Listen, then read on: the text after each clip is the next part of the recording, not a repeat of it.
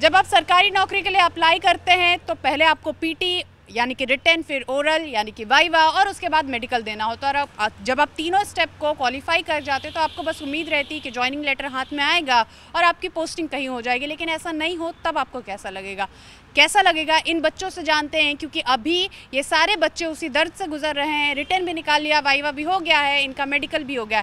ये सभी अपने आवाज़ को उठाने के लिए कांग्रेस के राज्यसभा सांसद धीरज प्रसाद साहू के घर पे आए हैं, इनसे मुलाकात कर रहे हैं। सबसे पहले सर आपसे इन बच्चों से आपकी विस्तार से चर्चा हुई, बातचीत हुई, इनका क्या जो सवाल है, किस चीज़ के लिए आपसे मुलाकात करने के लिए आए? देखिए, आज हम सदन में इस बात को उठाने वाले थे, इनका जो समस्या था और इनके साथ जो ज़्यादती हुआ है सरकार के द्वारा, इसके खिलाफ में मैं सदन में सवाल जवाब करने वाला था। लेकिन दुर्भाग्य की बात है कि हाउस अडजर्न हो गया है, हंगामा के कारण हाउस अडजर्न हो गया। और मैं आगे भी प्रयास करूंगा, अगर इन लोगों का मसला नहीं सुधारा गया, नहीं देखा गया, उस पर विचार नहीं किया गया सरकार के द्वारा। आपको मालूम ही है, ये सभी बच्चे जो देख रहे हैं, ये लोग सभी जूनियर इंजीनियर बने हैं और इन लोग क्वालिफाई कर चुके थे। इसके बावजूद सरकार ने एक साजिश के तहत इन लोगों के भविष्य के साथ में खिलवाड़ किया है। मैं इसके खिलाफ आज उठाने वाला था, लेकिन नहीं सका उठाने, इसका मुझे काफ़ी अफसोस है।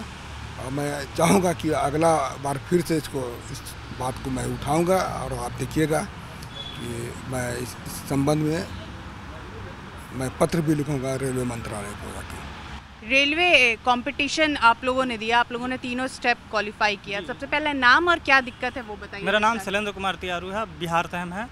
ये जो है वैकेंसी थी जूनियर इंजीनियर की, जो आई थी 2018 में, और इसमें 4 स्टेप थे। एक्चुअली CBT 1 होता है, CBT 2 होता है, इसके बाद DB होता है और फिर मेडिकल। हमने चारों स्टेज को क्लियर किया और अच्छे तरीके से किया।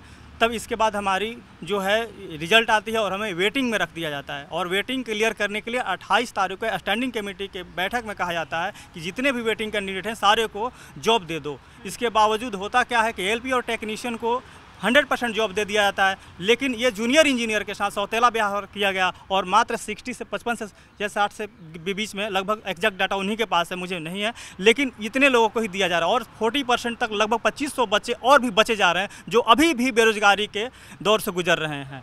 आप कहाँ के रहने वाले? मैं राहुल कुमार बलिया जिला से हूँ। आप बलिया के हैं। क्या आप लोग को अभी भी उम्मीद है कि आप लोग के पास पोस्टिंग लेटर आएगा, जिस तरीके से आप लोग यहाँ पे सवाल उठा रहे हैं? जी, जो सरकार ने जो स्टैंडिंग कमेटी ने 28 तारीख को आदेश किया था, उसमें पूरे जूनियर इंजीनियर के पूरे बच्चों का क्लियर नहीं हो पा रहा है 100%। उस डाटा के हिसाब से केवल 60% लोगों की वेटिंग क्लियर हो रही है और 40% फिर भी बेरोजगार रह जाएंगे। 40% बेरोजगार है। आप भी जूनियर इंजीनियर हैं? मैं भी जूनियर इंजीनियर, मैं बिहार से हूँ, RRB चेन्नई से।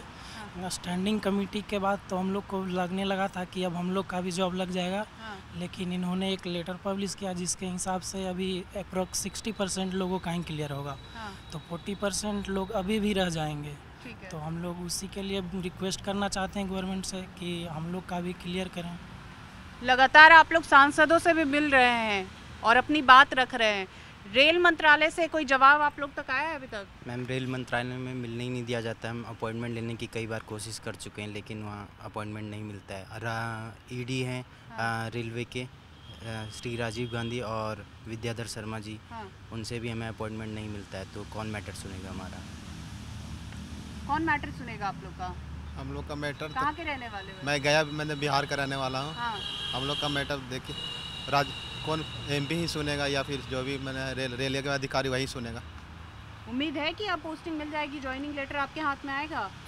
मैम, उम्मीद तो कर रहे हैं, इसी वजह से हम ये संघर्ष भी कर रहे हैं कि 100% वेटिंग क्लियर होनी चाहिए और हम सबको जॉब मिलनी चाहिए। क्योंकि ये अरसा हो गया है ना, 3-3.5 साल से घर में बैठे हैं, वेट कर रहे हैं और एक ऐसी स्टेज पे आ गए हैं कि हम बाकी गवर्नमेंट एग्ज़ाम के लिए भी अप्लाई नहीं कर सकते हैं। तो हमारे पास रह के जो भी बचा है कि हमारी वेटिंग क्लियर कर दी जाए और हमें जॉइनिंग दे दी जाए। क्या कहेंगे आप? मैम, हम तो इंतज़ार ही कर रहे हैं 4 साल से। मैं बिहार से रहने वाला हूँ और हम 4 साल से इंतज़ार ही कर रहे हैं कि कभी न कभी आए। और थोड़ा सा होप दिया गया कि सबकी जैसे वेटिंग क्लियर की जा रही है, हमें भी लगा कि क्लियर हो जाएगा, लेकिन फिर हमारे साथ ये अन्याय हो रहा है। सिर्फ 60% को दिया जा रहा है, 40% तो ऐसे ही रह जाएंगे बच्चे। तो आप ये उम्मीद नहीं कर सकते हैं कि अगर आप कॉम्पिटिटिव एग्ज़ाम क्वालिफाई कर ले रहे हैं, उसके बाद आपको अगर ये उम्मीद है कि आपने एग्ज़ाम क्वालिफाई किया है और तुरंत आपको नौकरी मिल जाएगी, तो इस उम्मीद में आप ना रहें। मेरे पीछे जितने बच्चे देख रहे हैं ज़्यादातर ये पूर्वांचल के हैं, बिहार के हैं, कुछ यूपी के हैं, कुछ और राज्यों से भी हैं। इन सबको यही उम्मीद थी कि इनका सारा लेवल क्वालिफाई ये कर गए तो अब इनकी ज्वाइनिंग हो जाएगी, लेकिन जो इन्होंने बताया कि 60% लोगों की ज्वाइनिंग हुई है, 40% अभी भी बाकी रह गए। अब इन 40% को भी उम्मीद है कि इस मेहनत के बाद इनकी भी ज्वाइनिंग हो जाए। कैमरा पर्सन विकास के साथ नेहा, जी मीडिया, दिल्ली।